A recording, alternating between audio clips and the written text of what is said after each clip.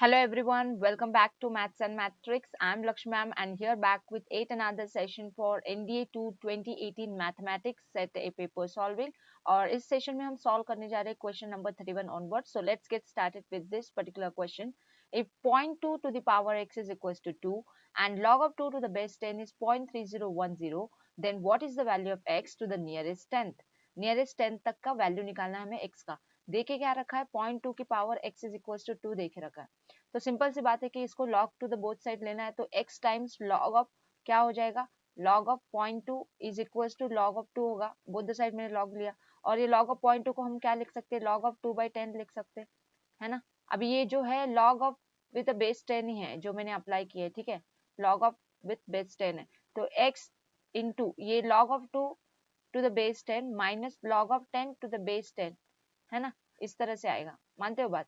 अभी log of 10 to the base 10 क्या होता है, ये वैल्यू क्या हो जाती है 1 हो जाती है. तो हमें क्या मिल रहा, हमें मिल रहा x into log of 2 to the base 10 की वैल्यू हमें दे के रखी है तो वो ले लेते हैं, वो है 0.3010, है ना. फिर minus log of 10 to the base 10 की value 1 equals to right hand side उसकी वैल्यू है 0.3010.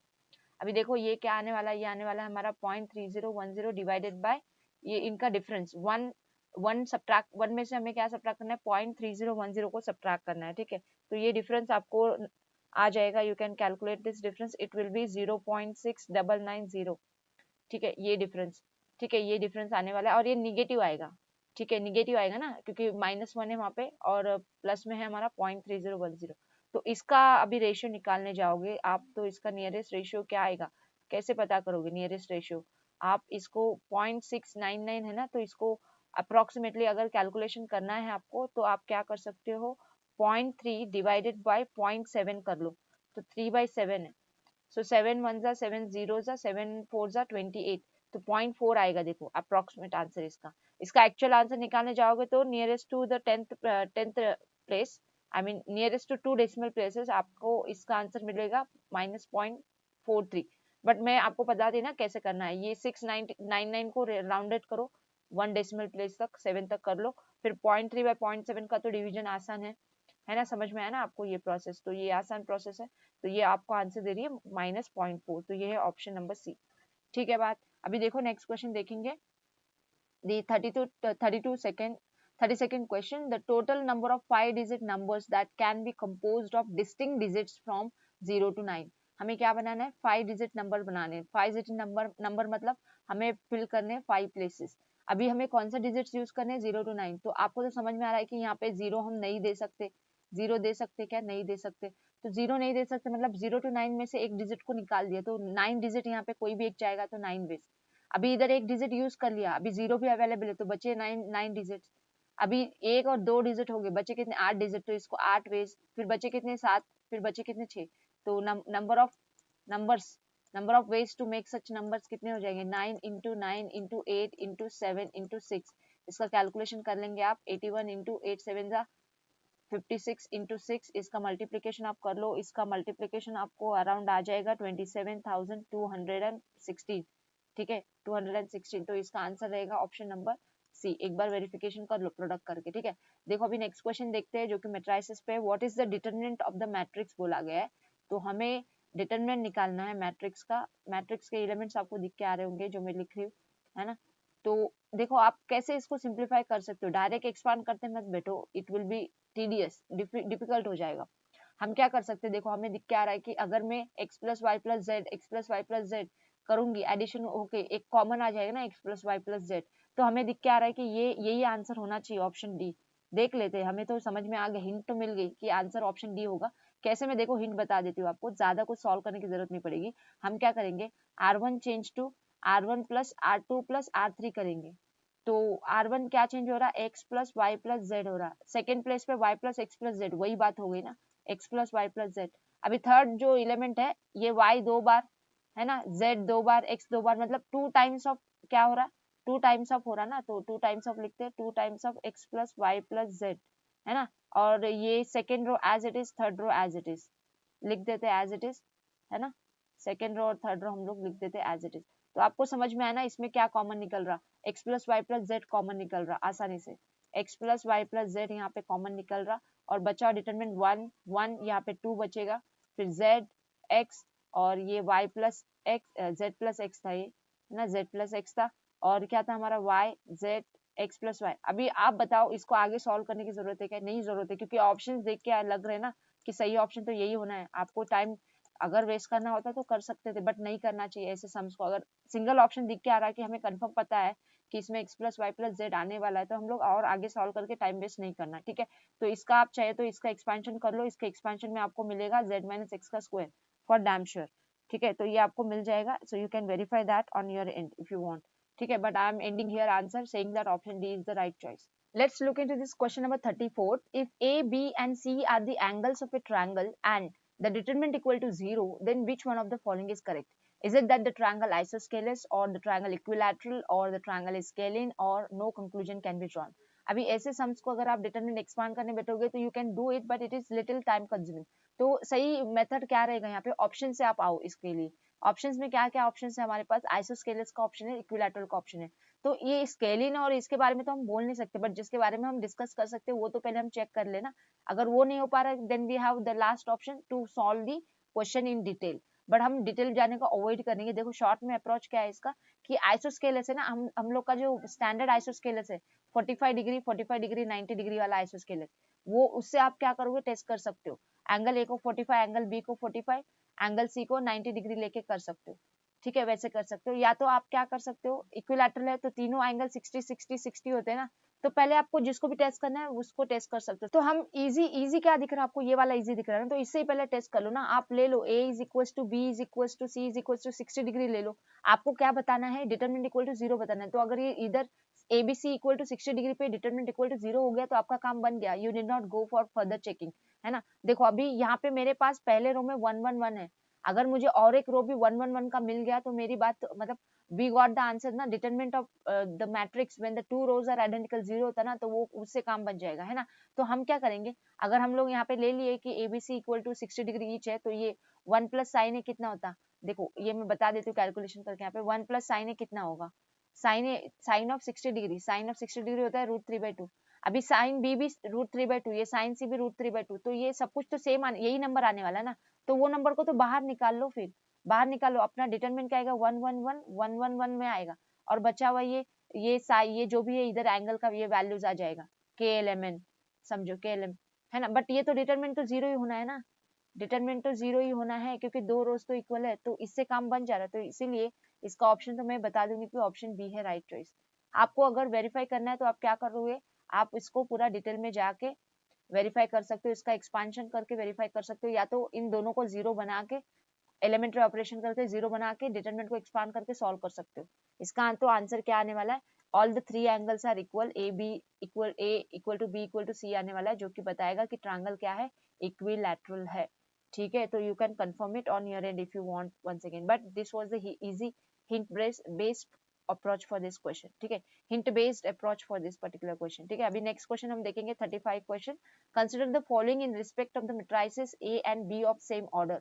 ए एंड बी का ऑर्डर सेम है बोलते, तो पहला स्टेटमेंट बोल रहा है A square minus B square is it same as A plus B into A minus B? No, it is not true, because A plus B into A minus B आप निकालो, आपको क्या मिलेगा? A square minus A B plus B A minus B square आएगा। And here you note that A B not equal to B A, तो ये तो ऐसे ही रहेगा ना, कट कैसे होगा? ये क्या कट तभी रहेगा जब A B equal to B A, but in general we know that A B is not equal to B A, तो ठीक है, इसलिए ये पहला स्टेटमेंट क्या है? रॉन्ग है। Let's verify the second statement now. Second statement में हमें क्या देके रखा है? a minus i into i plus a is equals to o, then is it implying that a square equal to i in both the ways? मतलब हम पहला वे तो हम लोग पहले देख लेते हैं, सेकंड का फर्स्ट वे हम लोग ले लेते हैं कि a minus i into i plus a नल है, तो इसको हम सॉल्व करने जाएंगे तो ये आएगा ai plus a square minus i square minus ia equals to null matrix O। अभी आप लोगों को तो पता ही है कि ये जो होता है हमारा क्या बोलते हैं, ए आई एंड आई, इनका दोनों का प्रोडक्ट सेम आएगा, क्योंकि आइडेंटिटी मल्टीप्लाई हो रही है ना मैट्रिक्स को, तो दोनों वे से प्रोडक्ट सेम आएगा, तो कैंसिल हो जाएगा। तो A square minus I square equal to null matrix हमें क्या दे रहा? A square minus I square equal to null matrix हमें क्या दे रहा? हमें दे रहा वो A square equal to I square, जो उन्होंने बोल के रखा है। सही बात है, क्लियर है। अभी ये हो गया वन वे प्रूफ। अभी इसका सेकेंड वे, अभी हम मान के चलते कि A square equal to I square है, तो हमें अभी इसको बताना है इस फॉर्म में। तो इसको हम कैसे लिख सकते हैं, इसको हम लिख सकते हैं A square minus I square equal to null, तो इसको हम लिख सकते हैं A minus I into A plus I as per the identity. तो दोनों वे से क्या है, ये ट्रू है, दोनों वे से ये ट्रू है, तो इसीलिए इफ एंड ओनली इफ, ये जो सिंबल है ना इफ एंड ओनली इफ का है, मतलब बोथ वे आपको प्रूव करना, ये दिया हुआ है तो इसको प्रूव करो, ये दिया है तो उसको प्रूव करो, ठीक है। तो दोनों वे से मैंने प्रूव करके आपको बताया। तो इसका सही आंसर क्या है, सेकंड स्टेटमेंट इसका बिल्कुल सही है, तो इसका करेक्ट ऑप्शन रहेगा ऑप्शन नंबर बी, ठीक है। अभी देखो नेक्स्ट क्वेश्चन 36 क्वेश्चन, जो कि स्ट्रेट फॉरवर्ड फॉर्मूला के ऊपर था। What is 2 tan theta upon 1 plus tan square theta. 2 tan theta upon 1 plus tan square theta आपने पढ़ के रखा होना चाहिए कि ये तो sin 2 थीटा का ही फॉर्मूला है। अगर नहीं पता तो क्या करोगे, इसको आप कन्वर्ट कर सकते हो sin cos में, sin थीटा पे cos थीटा लिखो, tan को आप देख पा रहे हो, इसका सॉल्विंग आसान है एकदम से, sin square theta by cos square theta है ना, इक्वल टू ये क्या आएगा, 2 sin theta by cos theta upon में क्रॉस मल्टीप्लाई करेंगे 1 अपॉन cos स्क्वायर थीटा आएगा, तो देखो ये कटेगा, cos cos कटेगा, तो हमें आ रहा है 2 times sin theta into cos theta आ रहा है, 2 times sin theta into cos theta क्या होता है, sin 2 थीटा होता है, ठीक है। तो ऐसे वेरीफाई कर सकते हो, बट ये तो फॉर्मूला है, आपको पढ़ के रखना होना चाहिए, ठीक है, so that you can save the time in such kind of question. तो ऑप्शन सी है इसका राइट चॉइस, ठीक है। अभी देखते हैं आगे next question 37, if secant of theta minus alpha, secant theta and secant of theta plus alpha are in AP where cos alpha is not equal to 1, then what is the value of sin square theta plus cos alpha equals to, ठीक है। हमें क्या निकालना है, sin square theta plus cos alpha की value निकालनी है, और यहाँ पे दे के जो रखा है वो कंडीशन है कि 3 टर्म्स एपी में, तो अरिथमेटिक मीन का कंसेप्ट लगा लो, secant थीटा क्या हो जाएगा, अरिथमेटिक मीन हो जाएगा for secant theta minus alpha and secant theta plus alpha के लिए, है ना, अरिथमेटिक मीन का लग गया यहाँ पे कंसेप्ट। तो इसको हम क्या करेंगे, इसको सॉल्व करेंगे एक्सप्लिसिटली, सिकेंड को हम कन्वर्ट करेंगे कॉस में, ये 2 को लेफ्ट में भेज देते हैं, तो 2 अपॉन कॉस थीटा लिखेंगे, राइट साइड में 1 upon cos of theta minus alpha plus 1 upon cos of theta plus alpha, है ना, 2 अपॉन कॉस थीटा है हमारे पास, और राइट साइड में जो है हमारे पास उसको हम सिंप्लीफाई कर सकते हैं, है ना, उसको क्रॉस मल्टीप्लाई कर लेंगे, cos of theta plus alpha plus cos of theta minus alpha आ रहा upon cos of theta minus alpha into cos of theta plus alpha. अभी देखो न्यूमेरेटर में ये तो कंपाउंड एंगल फॉर्मूला है ना, ये वाला और ये वाला, इसको आप ओपन करो तो आपको दिख के आ रहा है, because of this plus and minus sine वाले टर्म्स कट जाएंगे, sine theta sine alpha cut जाएगा, बचेगा क्या, 2 times cos theta cos alpha.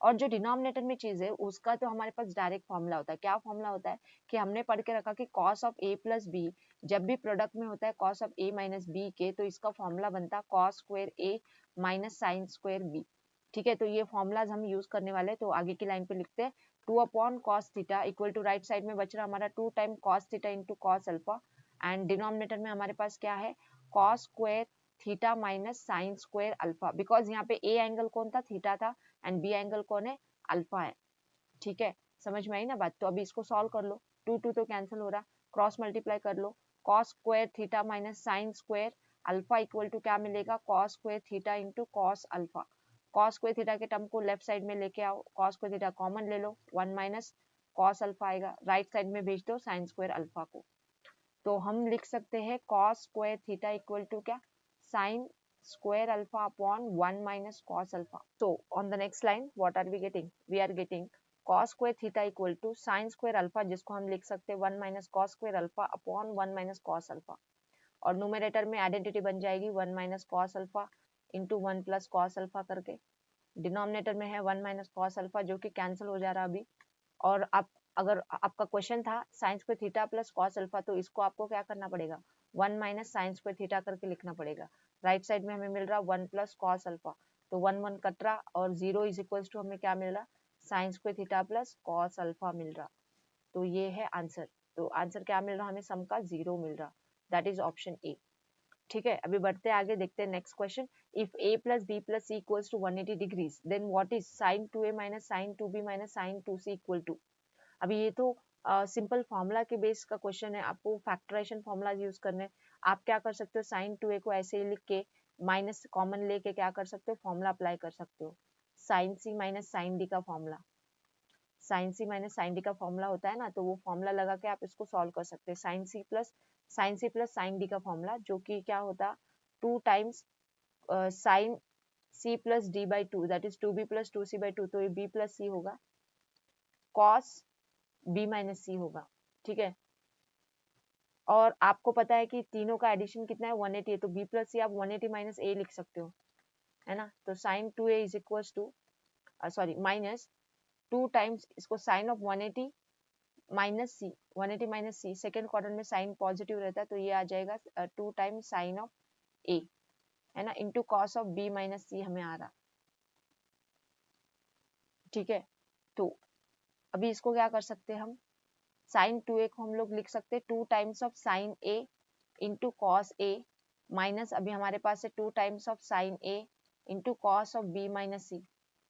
तो इसमें देखो क्या कॉमन आ रहा, 2 times of sine a common आ रहा, और क्या बच रहा, cos a minus cos of b minus c.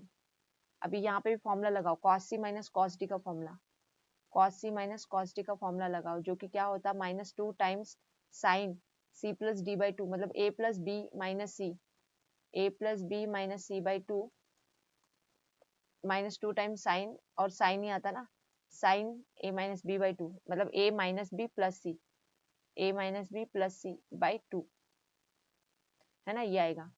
तो दिस इज इक्वल टू क्या आ रहा हमें, तो ये 2 टाइम्स साइन ए, देखो 2 टाइम्स साइन है, और ये माइनस 2 टाइम, टोटल आ जा रहा माइनस 4 टाइम्स, ठीक है। टोटल क्या आ रहा, माइनस 4 टाइम्स आ रहा, माइनस 4 टाइम्स साइन है तो हमें मिल गया, जो कि कहाँ कहाँ पे है, इसमें और इसमें है, तो ये दो ऑप्शन तो रिजेक्ट हो गए, ए या तो डी में से सही आंसर रहेगा। बट अभी ये देखो sine of B, A plus B minus C by 2, इसको हम कैसे निकाले, इसको हम कैसे निकाल सकते हैं, देखो ए प्लस बी बाई 2 की वैल्यू क्या आएगी, 180 माइनस सी बाई 2 आएगी, है ना, ये इसको यूज करना बार बार। तो ये क्या बोल रहा है, ये बोल रहा है कि 90 माइनस सी बाई 2, मतलब ये a प्लस बी बाई 2 को 90 माइनस सी बाई 2 लिख सकते ना, तो 90 minus C by 2 minus C by 2 है ना, यहाँ पे माइनस सी बाई 2 है ना, तो ये क्या हो जाएगा 90 माइनस सी होगा, साइन 90 माइनस सी कितना होता, कॉस सी होता, साइन 90 माइनस सी कितना होता, कॉस सी, तो ये आ जा रहा कॉस सी। अभी ये क्या आएगा बताओ तो जरा, ये वाला टर्म क्या आएगा, ये वाला टर्म आपको दिख क्या रहा है, ये क्या आएगा, a माइनस बी प्लस सी, इसमें a प्लस सी की वैल्यू लिखो, देखो यहाँ पे मैं करके बताती हूँ फिर से, आपको इसमें लिखना है अभी a प्लस सी की वैल्यू, तो a प्लस सी को आप क्या लिखोगे, a प्लस सी को आप लिखोगे 180 माइनस बी डिवाइड बाई 2 कर लो, तो ये आएगा 90 माइनस बी बाई 2, यहाँ पे भी b बाई 2 है ना, तो minus B by 2 minus B by 2 क्या हो रहा है 90 माइनस बी हो रहा है ना, तो ये 90 माइनस बी मतलब क्या आएगा, 90 minus B, sine of 90 minus B मतलब कॉस बी आएगा, देखो तो फिर हमें मिल गया ना आंसर, हमें क्या मिल रहा आंसर, ऑप्शन नंबर डी मिल रहा, सही बात है, इजी था सब, ओके। देखो अभी नेक्स्ट क्वेश्चन देखते हैं 39th, let's look into the question number 39th, A balloon is directly about one end of A bridge, the angle of depression of the other end of the bridge from the balloon is 48 degrees. If the height of the balloon above the bridge is 122 meters, then what is the length of the bridge? तो अभी तो एक bridge है, अभी ये road है, ठीक है, ये रोड के लेंथ पे एक ब्रिज बनाया गया है, समझो ये ब्रिज है, ठीक है, तो इसका जो हॉरिजॉन्टल लेंथ है यहाँ से यहाँ तक का है ये, ठीक है, ये हो जाएगा हमारा लेंथ ऑफ द ब्रिज, इसको ए बी बोल लेते हैं, ठीक है, ये है सी। तो हाइट ऑफ द ब्रिज कितना देके रखा है, ये हाइट है ना ब्रिज की, कितनी है 122 मीटर्स, ठीक है। अभी यहाँ पे है हमारा बलून, ठीक है, यहाँ पे बलून, तो यहाँ से एंगल ऑफ डिप्रेशन डालना है हम लोग को, ठीक है, एंगल ऑफ डिप्रेशन डालना है हमें यहाँ पे, तो ये है 48 डिग्रीज जो कि यहाँ पे रिफ्लेक्ट होगा, है ना, आपको समझ में आता है ना, ये अल्टरनेट एंगल्स बनेगा पैरेलल लाइंस वाला। तो अभी हमें क्या निकालना है यहाँ पे, लेंथ ऑफ द ब्रिज, मतलब हमें निकालना है ए बी, है ना, ए बी कैसे मिलेगा, ए बी एडजेसेंट है 48 डिग्रीज का, ठीक है, तो हम tan 48 डिग्रीज लगाएंगे यहाँ पे, एडजेसेंट हमारे पास है unknown A B, but opposite है हमारे पास 122, एडजेसेंट है ए बी, ठीक है। तो हमें ए बी की लेंथ चाहिए, tan 48 डिग्री क्या आ रहा है, डिनोमिनेटर में आ रहा, ठीक है, तो इसका a B is equal to क्या आएगा, a B is equal to आ रहा 122 upon tan of 48 degrees, but 1 upon tan को हम क्या लिख सकते हैं, कॉट में लिख सकते हैं कि नहीं, कॉट ऑफ 48 डिग्रीज लिख सकते हैं, 1 अपॉन tan क्या हो जाता है, कॉट ऑफ 48 डिग्री, तो अभी 122 इंटू कॉट ऑफ 48 डिग्रीज आ रहा, अभी आप देखोगे इधर क्या है, कॉस में है ये साइन में, तो ये ऑप्शन तो रिजेक्ट हो गए, tan वाला तो नहीं आ रहा, tan वाला तो हमें 48 में नहीं आ रहा, 42 आने के चांसेस है, क्योंकि कॉट को हम लोग कन्वर्ट कर सकते हैं tan में, तो 122 इंटू कॉट ऑफ 48 डिग्री को हम लिख सकते हैं tan ऑफ 90 माइनस 48 डिग्रीज, है ना, कॉम्प्लीमेंट्री एंगल, कॉट थीटा को आप क्या लिख सकते हो, tan ऑफ 90 माइनस थीटा, तो 122 इंटू tan ऑफ ये क्या हो जाएगा 42 डिग्रीज, तो हमें आंसर मिल रहा है ऑप्शन बी, ठीक है, समझ में आया ना आपको, थोड़ा सा इधर यहाँ पे आपको कॉम्प्लीमेंट्री रिलेशन को यूज करना था, ऑप्शंस देख के हम लोग सॉल्व कर रहे थे, हमें कॉस और साइन का ऑप्शन हमने कट कर दिया क्योंकि वो आएगा नहीं, कॉट ऑफ 48 डिग्री का ऑप्शन हमें नहीं दिया है, तो कॉट को हमने कन्वर्ट किया tan में, ठीक है। तो इससे हमें आंसर मिल गया कि ऑप्शन बी है इसका राइट चॉइस। अभी देखते हैं next question, 48th question. If A is an angle in the fourth quadrant में एंगल है बोलते हैं, तो फोर्थ क्वाड्रेंट में कौन पॉजिटिव रहता है, कॉस पॉजिटिव रहता है, सिकेंड पॉजिटिव रहता है, बाकी सब निगेटिव रहते हैं, ठीक है। एंड बोला गया कि वो जो है ना सेटिस्फाई करता है ये ट्रिग्नोमेट्रिक इक्वेशन को, then which one of the following is the value of a. अभी हिंट देके रखा है ना कि वो फोर्थ क्वाड्रेंट में है, तो हिट एंड ट्रायल कर लो। हमें इस expression 3 into 3 minus tan square A minus cot A the whole square की वैल्यू 1 लानी है। तो 1 लाने के लिए आपको यहाँ पे tan को सब्स्टिट्यूट करना है। तो आप tan क्या सब्स्टिट्यूट करोगे, आपके पास है 300, 315, 330, 345, ये सब के सब एंगल किस में आते हैं, फोर्थ क्वाड्रेंट में आते हैं। तो आप पहला ऑप्शन से ट्रायल मारो, ठीक है। पहला ऑप्शन से ट्रायल मारेंगे, tan 300 कैसे निकालोगे, tan 300 में निकाल के आपको बता देती हूँ पहले। tan 300 आप कैसे निकालोगे, tan 300 will be equal to what, tan of 360 minus 60, 360 minus 60, ठीक है। फोर्थ क्वाड्रेंट में tan नेगेटिव रहता है ना, तो माइनस ये क्या होगा, tan ऑफ 60 होगा, माइनस tan ऑफ 60, जो कि क्या हो जाएगा -√3, ठीक है। अभी cot a कैसे निकालोगे, tan तो आपने निकाल लिया, तो cot 300 कैसे निकालोगे, cot 300 क्या रहेगा 1/tan 300, है कि नहीं। तो 1/√3 आ जाएगा वो, -1/√3, ठीक है, सही बात है कि नहीं। तो हम लोग 3 into 3 minus cot tan square A minus cot A the whole square का वैल्यू निकाल लेते हैं। तो 3 इंटू 3 माइनस tan स्क्वायर √3 का स्क्वायर कितना आया 3, माइनस कॉट ए कितना है, कॉट 300 कितना है -1/√3, तो ये प्लस 1/√3 आएगा, इसका स्क्वायर है, तो ये कट रहा। तो 3 इंटू 1/3 देखो 1 आ रहा, equal to right hand side. तो हमें पहले ऑप्शन में ही मिल गया आंसर, ठीक है। तो हिट एंड ट्रायल करना रहता है तो आप पहले से शुरुआत कर सकते हो, अगर कुछ हिंट मिल रही है आपको तो उससे शुरुआत कर सकते हो, बट पहला ऑप्शन से शुरुआत किया, हम लोग को पहला ही मिल गया, तो we can end the answer. You know, in this session we have covered 31 to 40 questions. Next session I'll bring you the next 10 set of questions. For that, please stay tuned with me on my channel and do not forget to like, share and subscribe to my YouTube channel for getting help in solving the previous year's papers of NDA Mathematics. Thanks for watching this video guys. I would meet you in the next session.